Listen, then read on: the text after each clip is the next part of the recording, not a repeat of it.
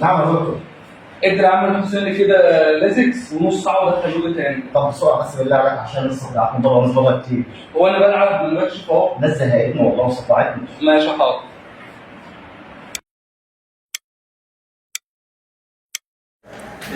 شغلانه كل شويه اقعد شويه كرسي كاتولا نقعد بقى معاك حسين نقعد بقى شويه حسين ازيك يا حاج؟ اخبارك ايه؟ يا عم مالك ايه؟ والله كل شويه اقعد استنى ربع ساعه استنى نص ساعه مش شايف الموضوع ده يا جدع انت ليه؟ وانت اللي متجوز اخباره ايه؟ حلو يا اخويا والله.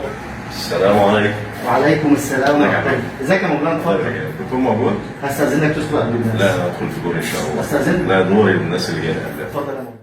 اتفضل.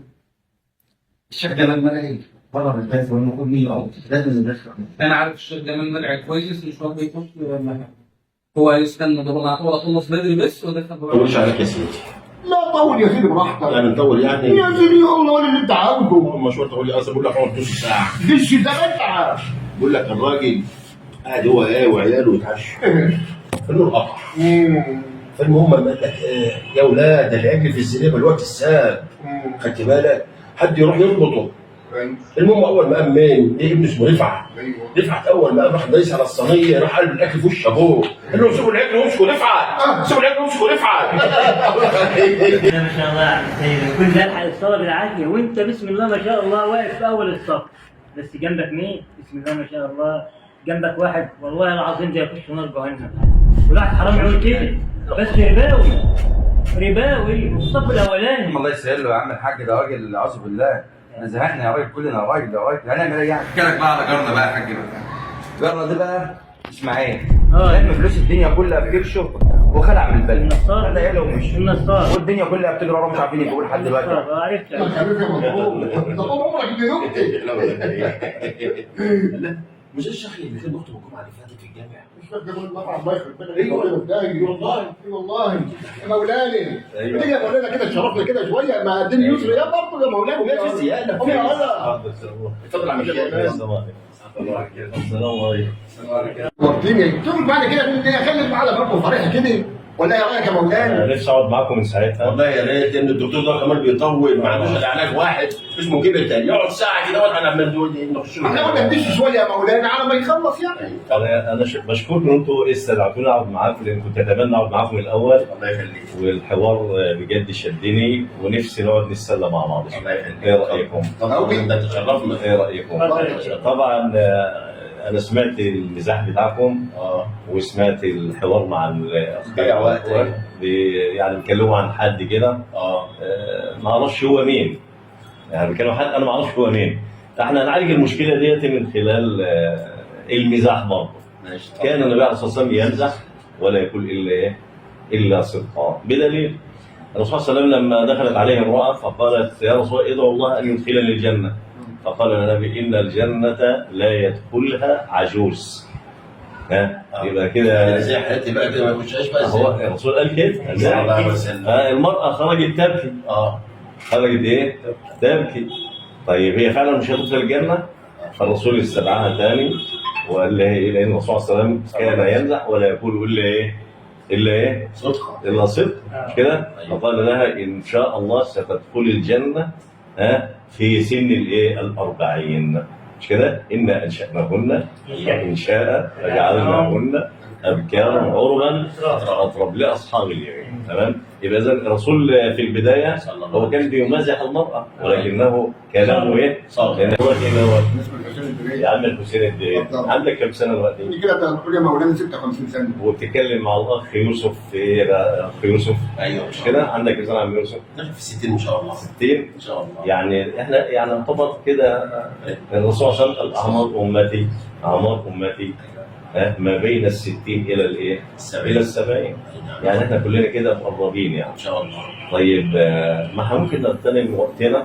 ايوه اللي احنا خلاص يعني مقربين خالص لربنا يعني نغتنم وقتنا في عمل افضل بكتير قوي من الايه؟ من الميزان. زي يعني زي مثلا ايه؟ نشتغل في ذكر الله. نشتغل في ذكر الله. يعني مثلا الرسول عليه السلام الرسول صلى الله عليه وسلم علمنا وربنا امر يعني كل وقت لازم في الله. كل وقت لازم نغتنم فيه أيوة.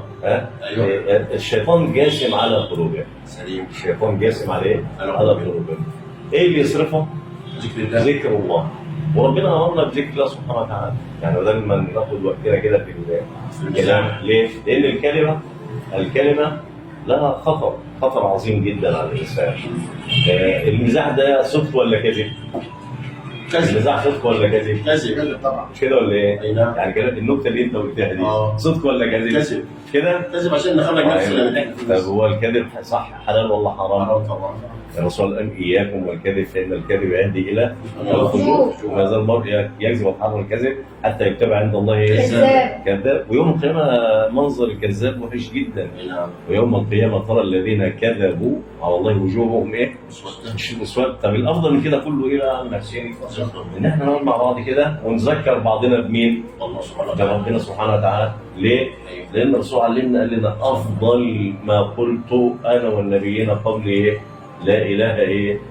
الا الله. افضل كلمه تطلع من لسانك لا اله الا الله. فعلينا ان نجتهد بالباقيات الصالحات اللي هتنفعنا في القبر وتنفعنا يوم اللقاء مين؟ ايه هي الباقيات الصالحات؟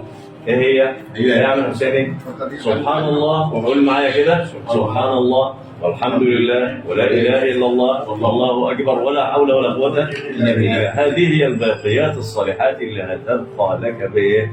بعد موتك. حضرتك ايه؟ السيد جمعه. ما شاء الله الوجه الطيب الجميل ده عم السيد جمعه. واسم حضرتك؟ كابتن حماده. ما شاء الله. ربنا يبارك فيكم. 57 و40 يعني احنا خلاص ربنا كده بيستحي من السن ده.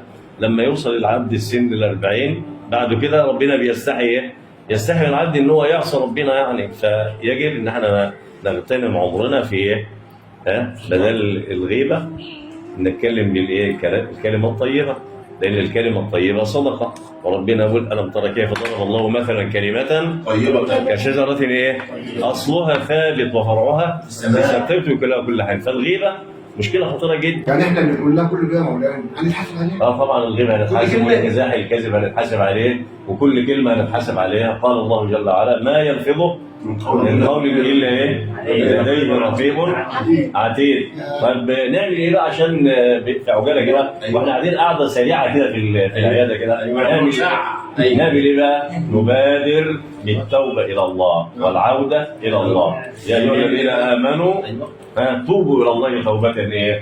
نصوح. طب ربنا هيقبل توبتنا؟ والله هيقبلها ويبدل سيئاتنا كمان ايه؟ اذا صدقنا في كلام. وشوفوا دلوقتي كلام اللي بتابعني جميعا يعني.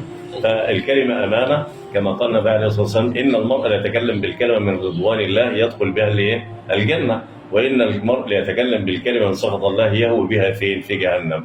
فاحنا عاوزين طوبى لمن كان ملأ صحيفته استغفار وذكر الله سبحانه وتعالى. واختم بالحديث ده للجميع ينفع الجميع كلهم ان شاء الله. قال النبي صلى الله عليه وسلم الا اخبركم بما هو خير لكم وأرفع لدرجاتكم وأزكى لكم عند مليككم وأفضل لكم عند الله من أن تنفقوا الذهب والورق في سبيل الله أو تلقوا عدوكم فيضربوا أعناقكم أو تضربوا أعناقهم. قالوا بلى يا رسول الله. قال ذكر الله. قال لك يقول سبحان الله وبحمده جمع له نخل في الجنه. شوف بقى يا سيدي انا عملت 250 نخله اهو. كام؟ 250 3500 اهو. هو انت طالع لي في كل حاجه كده؟ وهطلع لك في الحلم.